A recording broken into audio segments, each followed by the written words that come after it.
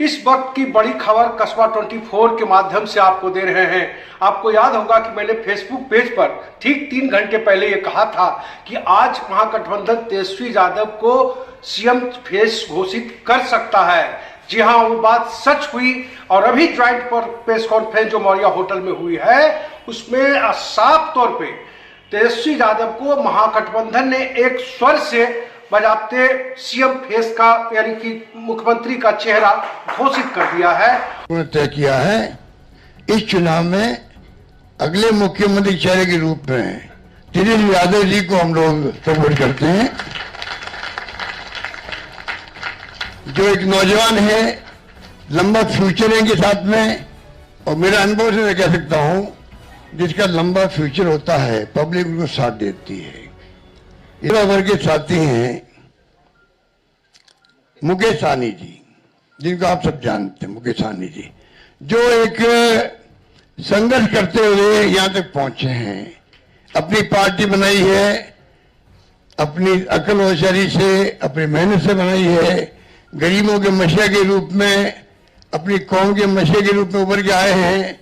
ऐसे नौजवान को हमने तय किया है वो उप मुख्यमंत्री होंगे साथ में। और एक जो चौंकाने वाला जिस बात की हम चर्चा नहीं कर रहे थे और मुझे लग रहा था कि शायद ऐसा न हो, लेकिन एक बड़ा नाम यानी कि मुकेश सहनी जो लगातार इस जिद पर अड़े हुए थे कि मुझे भी डिप्टी सीएम घोषित किया जाए, और बात उनकी कहीं न कहीं जम गई और एक स्वर से महागठबंधन के तमाम लोगों ने डिप्टी सीएम के रूप में मुकेश सहनी के नाम पर भी मुहर लगा दी।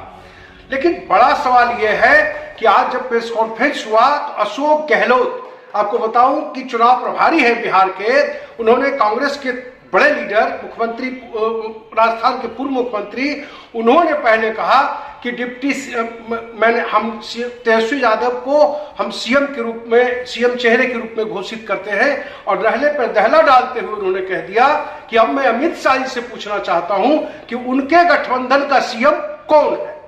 और इतना ही नहीं, तेजस्वी यादव भी जब प्रेस कॉन्फ्रेंस में आए तो उन्होंने स्पष्ट तौर पे कहा कि जो उम्मीद, जो विश्वास आप लोगों ने हम पे जताया है, उस उम्मीद पर हम जरूर खरे उतरेंगे और मिल करके जो डबल इंजन की सरकार है, एक इंजन भ्रष्टाचार में है, एक इंजन अपराध में है, ऐसी 20 साल पुरानी निकम्मी सरकार को हम लोग उखाड़ करके फेंकेंगे।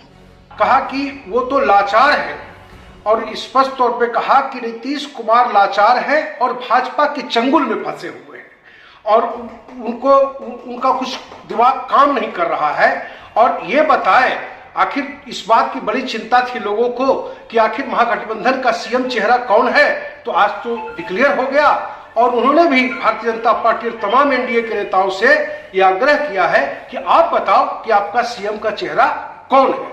इस मुद्दे पर अब मुझे लगता है कि बिहार की राजनीति एक बार फिर गरमाएगी इसलिए कि एक तरफ जो सीएम चेहरे की बात चल रही थी उस तो स्पष्ट हो गया कि तेजस्वी सीएम चेहरा होंगे, लेकिन अब जो महागठबंधन की तरफ से नैरेटिव सेट करने की तैयारी चल रही है कि आखिर वहां का सीएम कौन है।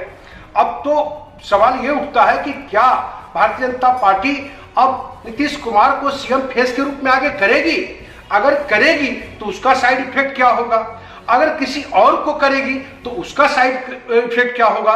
तो एक तरह से गेंद अब एनडीए के पाले में डाल दिया है तेजस्वी यादव ने। देखना यह है कि इसके बाद बिहार में राजनीतिक सरगर्मी किस रूप में देखने को मिलती है। आज के लिए बस इतना ही। कस्बा 24 से पटना से मृत्युंजय कुमार।